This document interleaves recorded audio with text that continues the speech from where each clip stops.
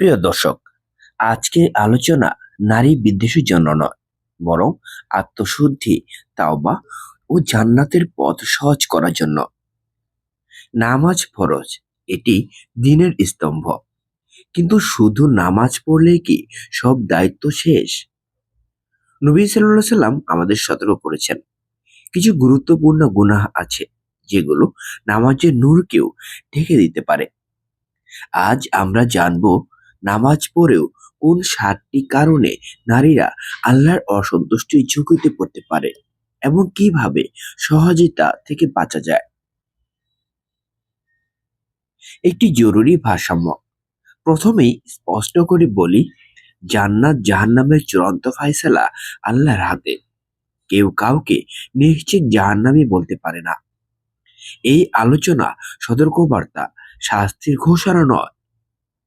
নবী সাল্লাল্লাহু আলাইহি সাল্লাম বলেছেন, জাহান্নামে নারীদের সংখ্যা বেশি।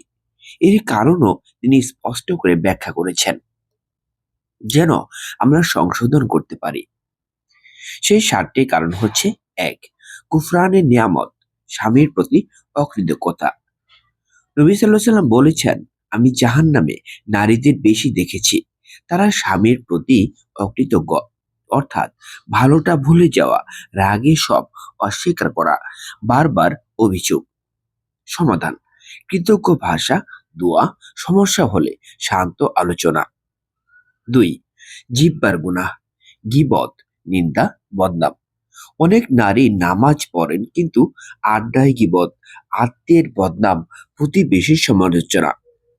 কোরআনে বলছে, গীবত করা মৃত ভাইয়ের গোশত খাওয়ার মতো।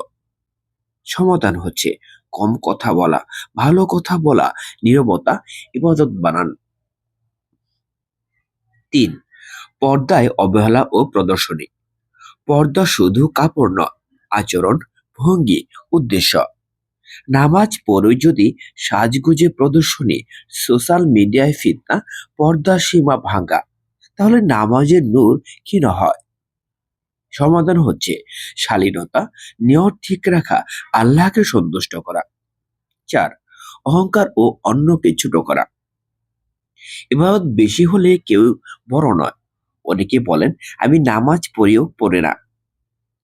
নবী সাল্লাল্লাহু আলাইহি সাল্লাম বলেছেন, যার অন্তরে বিন্দু পরিমাণ অহংকার থাকবে সে জান্নাতে যাবে না। সমাধান: বিনয়, নিজের গুনাহ মনে রাখা, অন্যের জন্য দোয়া। ৫. ফরজ মানা কিন্তু হারামকে হালকা ভাবা। নামাজ পড়ছেন কিন্তু সুদে জড়ানো, পরনিন্দা, পর্দা ভঙ্গ, হারাম সম্পর্ক। ফরজের সাথে হারাম ছাড়াও জরুরি। সমাধান: হালাল হারাম শেখা, ধীরে ধীরে সংশোধন, তাওবা। ৬. সন্তান ও পরিবারের আমানতে অবহেলা। মা হলো প্রথম মাদ্রাসা। নামাজ পড়ে যদি সন্তানকে দিন না শেখানো, গালাগালি, অন্যায় উৎসাহ, তাহলে বড় দায়িত্ব অবহেলিত হয়। সমাধান হচ্ছে দোয়া, আদর্শ আচরণ, ধৈর্য। ৭. তাওবা, গাফিলতি ও গুনাহ অভ্যাস। সবচেয়ে বিপজ্জনক কারণ গুনাহ করে তাওবা না করা। নামাজ পড়ছি এই ভরসায় অনেকে তাওবা ভুলে যান। আল্লাহ বলেন, তাওবাকারীদের আমি ভালোবাসি।